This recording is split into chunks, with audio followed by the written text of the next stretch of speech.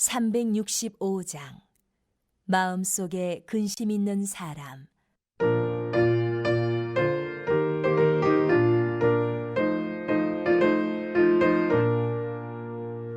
마음속에 근심 있는 사람 주 예수 앞에 달려오라. 슬픈 마음 있을 때라도 주 예수께 아뢰라. 주 예수 앞에 달려오라. 주리의 친구니 무엇이나 근심하지 말고 주 예수께 아뢰라. 눈물 나며 깊은 한숨 쉴 때 주 예수 앞에 달려오라. 은밀한 죄 내게 있더라도 주 예수께 아뢰라. 주 예수 앞에 달려오라. 주리의 친구니 무엇이나 근심하지 말고 주 예수께 아뢰라.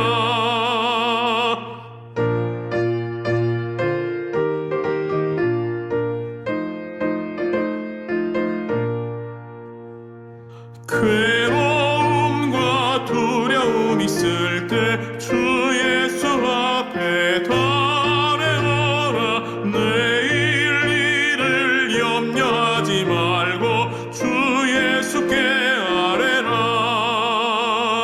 주 예수 앞에 달려오라. 주리의 친구니 무엇이나 근심하지 말고 주 예수께 아뢰라. 죽음 앞에 겁을 내는 자여 주 예수 앞에 달려오라. 하늘 나라 바라보는 자여 주 예수께 아뢰라. 주 예수 앞에 달려오라. 주리의 친구니 무엇이나 근심하지 말고 주 예수께 아뢰라.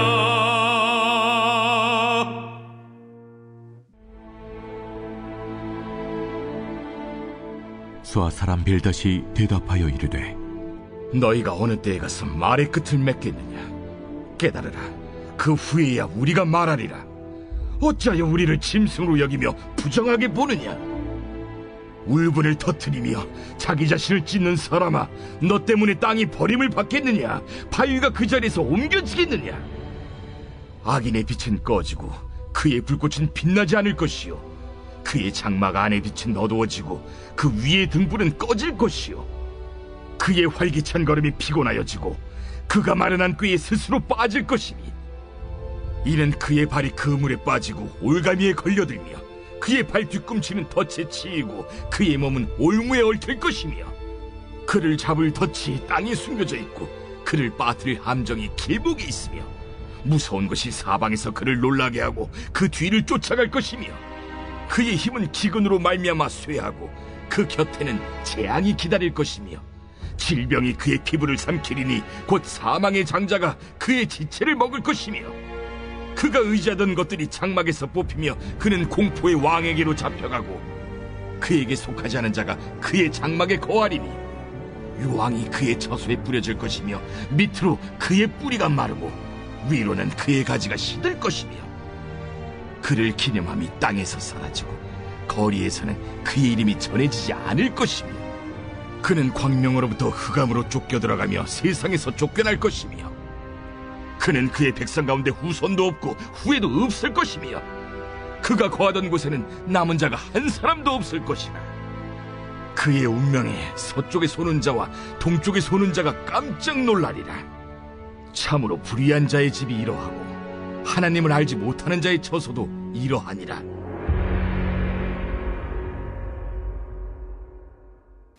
욥기의 구성을 보면 욥과 세 친구들 사이에서 벌어지는 논쟁은 크게 두 부분으로 나눌 수 있습니다.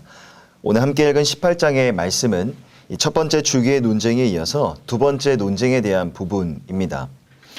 지난 15장에서 엘리바스의 말에 대해서 어제 살펴보았던 16장과 이어지는 17장에서 욥이 매우 길게 반박한 바가 있습니다. 그리고 그러한 욥의 발언에 대해서 또 다른 친구이죠. 빌닷이 다시금 욥이 주장한 것에 대해서 재반박하는 부분이 바로 오늘 본문 18장의 내용입니다. 지난 15장에 나왔던 엘리바스의 두 번째 변론과 동일하게 빌닷도 매우 강력하게 욥을 비난하고 있습니다. 기본적인 전제는 바로 이것이죠. 욥이 고난을 당할 수밖에 없을 만큼이나 스스로가 어떠한 죄를 지었는데 욥이 그것을 하나님 앞에 회개하지 않았고 도리어 여러 가지 변명으로 친구들을 비난한다는 것입니다. 이미 지난 15장에서 엘리바스는 악인이 당할 고통과 심판이 무엇인가에 대해서 욥에게 이야기한 바가 있습니다. 그렇게 말함으로써 욥으로 하여금 진실된 회개를 유도했던 것이죠. 그와 동일하게 오늘 본문에 나오는 빌닷도 악인이 받을 여러 가지 이 고난과 징벌을 보다 더 구체적이고 조금 더 격앙된 어조로 욥에게 회개할 것을 강력히 촉구하고 있습니다. 그러한 배경에서 먼저 오늘 본문의 1절부터 4절까지의 말씀을 살펴보면 여전히 자신의 무죄함을 주장하는 욥에 대해서 빌닷은 상당히 격렬한 어투로 욥을 꾸짖고 있습니다. 2절을 보면 빌닷은 욥이 말을 끝내기가 무섭게 욥의 말을 비난합니다. 너희가 어느 때에 가서 말의 끝을 맺겠느냐 깨달으라. 그 후에야 우리가 말하리라. 쉽게 말하면 이런 것입니다. 자네 도대체 언제까지 말을 하고 있을 것인가? 제발 좀 정신 좀 차리게. 우리도 말 좀 하세. 라고 지극해 볼 수가 있겠죠. 아마도 빌닷은 욥이 진정한 대화를 하고 있는 것이 아니라 논쟁을 위한 논쟁을 하고 있다고 생각했던 것으로 보입니다. 그리고 빌닷은 욥이 친구들의 말에 주의를 기울이지 않고 있기 때문에 자꾸만 이러한 논쟁이 벌어진다고 판단했던 것이죠. 그러니 2절 하반절을 다시 보면 깨달으라 그 후에야 우리가 말하리라 라고 말했던 것입니다. 또한 이어지는 4절을 보면 울분을 터뜨리며 자기 자신을 찢는 사람아 너 때문에 땅이 버림을 받겠느냐 바위가 그 자리에서 옮겨지겠느냐라고 말합니다. 앞서 16장 9절을 보면 욥은 하나님 앞에서 불평할 때 하나님이 진노하셔서 자신을 찢으셨다라고 이야기한 바가 있습니다. 그런데 빌닷은 그때 욥이 했던 그 말을 그대로 인용하여서 욥을 비난하고 있는 것이죠. 즉 빌닷의 눈에 비친 욥은 당연히 하나님 앞에 회개해야 될 어떤 죄를 갖고 있는 그러한 자였습니다. 하지만 마땅히 해야 될 그 일을 하지 않으면서 오히려 홧김에 스스로의 몸을 찢어 갈기는 물어뜯는 어리석은 자로 욥을 바라보고 있었던 것이죠. 또 4절의 하반절을 보면 너 때문에 땅이 버림을 받겠느냐 바위가 그 자리에서 옮겨지겠느냐라고 말합니다. 여기서 땅과 바위는 하나님이 세상을 다스리시는 원리를 뜻합니다. 즉 하나님께서 당신의 주권으로 세상 만물을 주관하시고 인간의 삶도 그 주권을 벗어날 수가 없는 것이죠. 그러기에 빌닷은 그 하나님 앞에서 불평을 하는 욥의 행위를 바라보면서 하나님이 세우신 질서를 마구 흔드는 교만한 모습이라고 보았던 것입니다. 결국 4절에 나오는 이 빌닷의 말도 욥의 고난이 죄의 결과로 주어진 형벌이라는 다른 두 친구들의 주장을 되풀이한 것이라고 볼 수가 있는 것입니다. 이어지는 5절부터 마지막 21절까지의 말씀을 보면 빌닷은 악인에게 닥치는 여러 가지의 고난들을 일일이 열거하면서 계속해서 욥에게 경고와 정죄를 퍼붓고 있습니다. 사실 빌닷은 지난 8장에서 욥에게 어느 정도 측은한 마음을 내비친 바가 있습니다.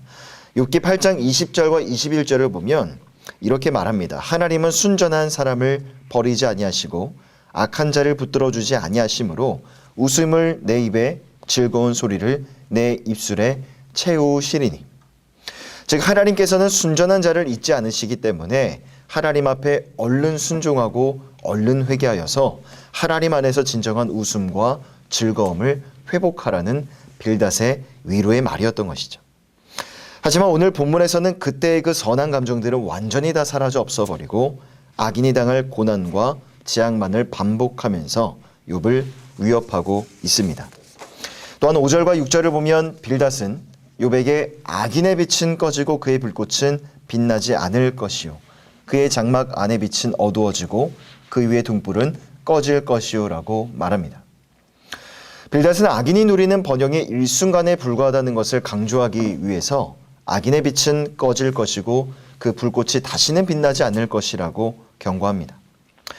당시 고대 근동 지역의 사람들은 저녁이 되면 그들이 살고 있는 거처의 주변에 불을 피워놓고는 그것을 보고 찾아오는 나그네들을 환대하는 그러한 관습이 있었다고 합니다. 그렇게 집과 장막의 중앙에는 언제나 타오르는 빛나는 등불이 있었고요. 그것이 의미하는 것은 결국 부유함과 번영함의 상징이기도 했죠. 하지만 이러한 등불이 꺼질 것이라는 말, 다시는 빛나지 않을 것이라는 이 말은 실상 가장 극심한 역경이자 극도의 비참한 상태를 의미하는 겁니다. 그리고 당시의 사람들은 집안의 등불이 꺼지는 것을 죄에 대한 하나님의 징벌을 받은 것으로 그렇게 여겼는데 바로 지금 욥이 겪고 있는 이 상황이 딱 그러한 상황이었던 것이죠. 그러기에 빌닷은 겉으로 나타난 모습만을 바라보면서 또다시 판단해 버렸던 것입니다. 빛이 꺼지고 등불이 꺼져버린 것 같은 욥의 상황을 목격한 뒤에 그 고난이 이 상황이 욥이 지은 죄에 대한 하나님의 심판이라고 추정하고 있는 것이죠.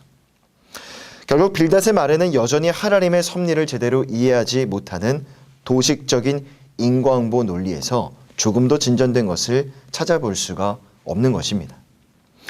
또한 7절부터 10절까지의 말씀을 보면 빌닷은 욥을 올무에 뛰어든 우둔하고 사나운 짐승으로도 비유합니다. 예컨대 본문에 나오는 그물과 덫, 이 올무와도 같은 상징적인 단어들은요, 짐승을 잡는 도구를 의미하는데 빌닷은 악인을 이와 같은 도구들과 연관시켜서 마치 짐승과 동등한 존재로 취급해버리는 것이죠. 7절을 보면 빌닷은 욥을 향해 그가 마련한 꾀에 스스로 빠질 것이다 라고 말합니다. 우리가 잘 아는 것처럼 욥은 온전하고 정직하여 하나님을 경외하며 악에서 떠난 자였습니다. 지난 1장 8절의 말씀을 보면 그것은 하나님 앞에서도 충분히 증명된 사실이죠. 하지만 빌닷이 바라보는 욥의 모습은 전혀 그렇지 않았습니다.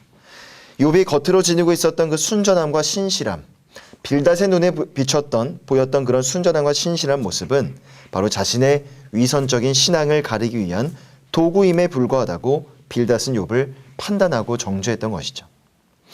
이처럼 빌닷은 악인이 결국에는 파멸하게 될 것이라는 자신의 견해를 말하는 듯하면서 고난 중에 있는 욥에게 더욱더 심한 날선 독설을 계속해서 날리고 있었던 것입니다.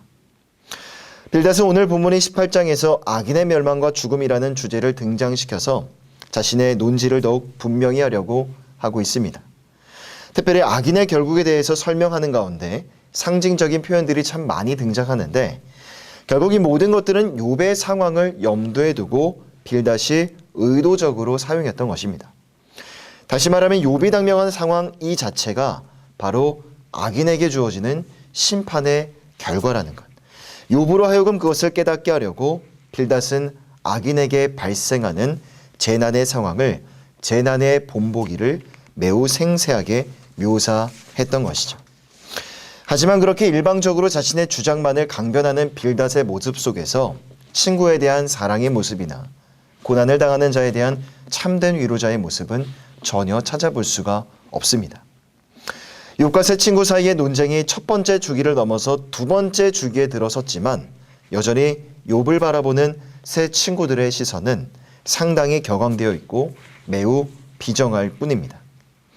그러한 친구들의 시선이 욥에게는 여전히 큰 상처였기 때문에 내일 살펴볼 욥기 19장 말씀을 보면 욥은 비정하고 매정한 친구들을 책망하게 이르죠. 개인적으로 욥기 말씀을 묵상하면서 고난을 당하고 있는 욥의 마음을, 내면의 상태를 들여다보는 것도 참 중요하지만 특히나 고난을 당하고 있는 자를 바라보는 주변인들의 시선, 주변인들의 마음도 매우 중요하다는 것을 새 친구들의 모습을 보면서 깨닫게 됩니다. 왜냐하면 오늘 본문에 나오는 빌닷과 같이 자신의 감정을 조절하지 못하여서 마음의 분을 바라고 그 감정에 기초하여서 누군가에게 무엇을 말하게 된다면 그것이 누군가에게는 더 큰 고통을 가중시키는 일이 되어버릴 수도 있기 때문입니다. 그러게 이 새벽에 욥기의 말씀을 묵상하면서 욥이 자신 앞에 찾아온 이 고난과 어둠의 순간을 어떻게 극복해 나아가는가? 어떻게 그 순간을 이해하고 해석하는가? 그것을 묵상하고 깨닫는 일도 너무나 중요합니다. 하지만 더 나아가서 나는 과연 누군가에게 어떠한 이웃인가? 고통과 어려운 순간을 겪고 있는 자에게 나는 진정한 위로자인가? 아니면 나는 판단하고 정죄하는 자인가? 자신의 모습을 돌아보는 은혜가 있으시기를 바랍니다. 새벽에 욥기 말씀 묵상할 때마다 욥의 친구들의 모습을 반면교사 삼으시고 부단히 자신의 인격을 연마하시고 또 감정을 조절하시는 방법도 훈련해 나아가시기를 바랍니다. 그래서 오늘 하루를 살아가실 때 위로가 필요한 자에게 다가가서 위로를 건네주시고 또한 잘못된 길을 걷는 자가 있다 할지라도 맹목적인 충고와 가르침들을 잠시 내려놓으시고 사랑에 기초한 사랑에 입각한 충고를 그 사람에게 건넬 수 있는 이 새벽의 모든 성도님들 다 되시기를 바랍니다. 마지막으로 감정적이고 또 격앙된 빌닷의 발언이 오늘 본문의 내용이라 할지라도 그의 말들 속에서 우리가 얻을 수 있는 교훈이 하나도 없는 것은 결코 아닙니다. 특별히 5절의 말씀을 마지막으로 살펴보면 악인의 빛은 꺼지고 그의 불꽃은 빛나지 않을 것이요라고 빌닷이 말하고 있죠. 여러분, 이것이 바로 성경의 진리입니다. 때로는 의인의 삶에 마치 빛이 꺼져버린 것처럼 보이고 주위를 둘러보면 온통 어둠밖에는 보이지 않을 때가 있을 겁니다. 그러나 믿는 자에게는 소망이 있습니다. 왜냐하면 현재 형편이 아무리 어려울지라도 하나님은 믿는 자에게 의인에게는 빛이 되어주시기 때문에 어둠 속에서도 당신의 빛으로 믿는 자의 삶을 인도해 주시기 때문입니다. 요한복음 1장 9절의 말씀을 보면 참빛 곧 세상에 와서 각 사람에게 비추는 빛이 있었나니 이 빛은 바로 예수 그리스도를 의미합니다. 우리 주님께서는 빛으로 이 땅에 오셔서 우리에게 영원한 생명을 허락해 주셨습니다. 그리고 영원한 빛 가운데로 우리를 인도해 주실 것입니다. 그 구원의 빛과 은혜와 사랑 앞에 날마다 감사와 찬양으로 예배하는 우리 모든 성도님들 다 되시기를 바랍니다. 또한 인생의 문제 가운데 찾아온 어둠의 순간들, 어둠의 문제들이 있다면 그 문제들 앞에서 마음이 요동하지 마시고 당황하지 마시고 언젠가 반드시 빛 가운데로 우리의 삶을 인도해 주실 그 주님을 바라보고 신뢰하시면서 어둠의 문제를 대면하시고 그 순간 앞에 서시는 이 새벽의 모든 성도님들 다 되시기를 주님의 이름으로 간절히 부탁드립니다. 기도하겠습니다. 사랑과 은혜가 풍성하신 하나님, 계속해서 이 새벽에 욥기의 말씀을 묵상하면서 욥이 고난과 어둠의 순간을 어떻게 이해하고 해석하는가 그것을 주목하게 됩니다. 그러나 더 나아가 고난당하는 욥을 바라보는 세 명의 친구들의 모습 속에서 나는 과연 어떠한 이웃인가? 나는 누군가에게 위로자인가 아니면 판단하는 자인가? 우리 스스로를 또한 겸손히 돌아보게 하시니 감사를 드립니다. 오늘 이 새벽에도 우리 안에 그리스도의 사랑의 마음을 충만하게 부어주셔서 이웃에게 있어서 성도에게 있어서 섣부른 판단이나 충고가 아니라 사랑이 전제된 위로와 권면으로 이웃과 성도를 대하는 이 새벽의 모든 성도들 되어줄 수 있도록 인도하여 주시옵소서. 또한 이 땅에 빛으로 오신 주님을 찬양합니다.